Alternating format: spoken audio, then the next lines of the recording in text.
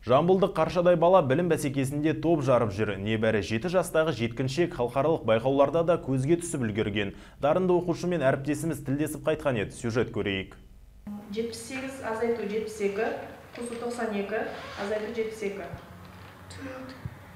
Бұл есеп шығаруға әуес жеткіншек 7 жастағы Даниал Батырбек. Жас болса да республикалық және халықаралық білім сайыстарында жеңімпаз атанып үлгерген. Баласының зеректігін кішкентайынан аңғарған анасы оны дереу қосымша сабақтарға беруді ұйғарған. Даниал кішкентайынан өте зерек, алғыр бала болып өсті. Сол алғырлығын, зеректігін бойынан байқағаннан бастап, мен оны ментальный арифметика курсына бердім. 5 жасынан бастап қатысты курсқа. Содан бері Даниал халықаралық және республикалық олимпиадалардың жеңімпазы тұрақты түрде. Ол көптеген қалаларға, Чымкент, Тараз, Түркістан және де Ыстықкөл, Ташкент қалаларына барып, үлкен олимпиадаларда додаға түсті. Ол жақтардан жүлделі орындармен оралды әрдайым. Даниал 28 қазан күні Астана қаласында өткен дарынды мың бала байқауында топ жарған. Сайыста ұстазымен бірлесіп мен болашақта кім боламын тақырыбында эссе жазыпты. Жеткіншектің арманы ғалым болу екен. Ол қарттар мен ерекше жандарға көмек көрсететін робот ойлап табуды мақсат етеді. Ғалым болғым келеді. Себебі мен адамдарға көмектескім келеді. Робот жасап шығарғым, ақылды адамға көмектесетін.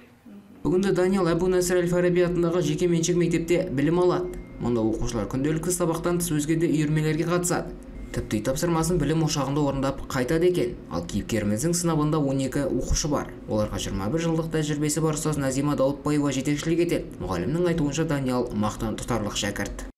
Өзін өте қабілетті көрсете біледі ортада, тәртіпті, тәрбиелі, ата-анасы өте жақсы, керемет, қарапайым жандар.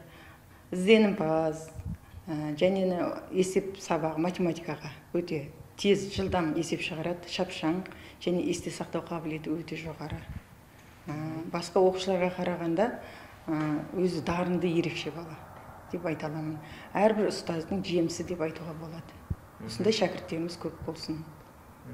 Даниал бос уақытында ертегілер оқып, спортпен шұғылданғанды ұнатады. Өзі футболдың жанкүйері. Арифметика мен футбол үйірмелеріне қатысатын шахмат ойнауды да меңгеріп алған. Болашақта ғалым болуды мақсат еткен жеткіншекке ата-анасы мен ұстаздары үлкен сенім артады. Нұрбақыт Мұсатилла, Алаң Сыртылеп берген Мержан Ерболатов, 24 News.